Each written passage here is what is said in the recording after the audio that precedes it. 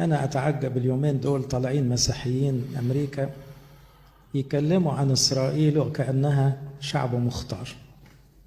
دول مش مفروض يبقوا مسيحيين، لأن المسيحي اللي لسه بيعتبر اليهود شعب مختار ده مش مسيحي، لأن اليهود هم اللي قتلوا المسيح وقتلوا الأنبياء، وده كلام المسيح نفسه بأن اليهود مرفوضين وأنهم مش شعب مختار، وأن مؤمنين العهد الجديد اللي آمنوا بالمسيح دول الأمة الجديدة، الشعب الجديد المختار اللي هو حضراتكم وكل المؤمنين.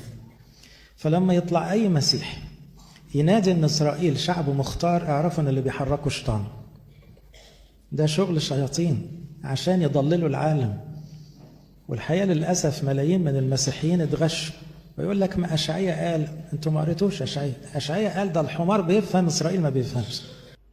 بعد عرض مسلسل أصحاب الأرض، ولاد العم صاروا جدا على مخرج العمل بيتر ميمي، وخصوصا المتحدث الرسمي إياها، وكلنا تابعنا ده على السوشيال ميديا، لأن قدر يوضح معاناة شعب الفلسطيني في القطاع. وده إن يدل إن بيتر ميمي قدر يوري العالم كلها الحقيقة من خلال القوى الناعمة، الفن، وهو ده دور الفن. النهاردة بقى ولاد العم، وانا لازم اقول ولاد العم عشان انتوا عارفين، صار جدا على وعظة لابونا داود لمعي. وابونا داود لمعي رائع جدا في التفسير الكتاب، خصوصا العهد القديم، وكان بيتكلم عن شعب الله المختار، ووصفهم ان هم مش شعب الله المختار.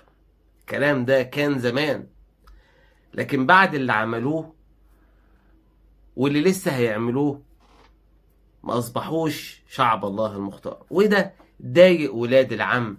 فالدنيا قايمة على أبونا داود لمعي.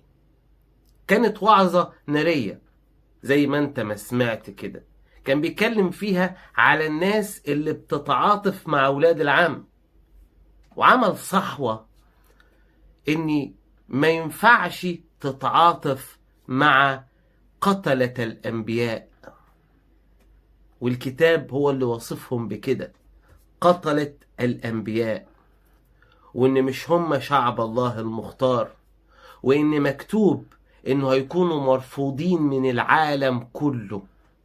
فإزاي أنت تتعاطف معاهم؟ الوعظة دي كانت نارية، وخلت ولاد العم يقوموا على أبونا داود لمعي. إحنا كلنا في ظهرك، وكلنا واثقين في كل كلمة أنت بتقولها. عاش أبونا داود لمعي.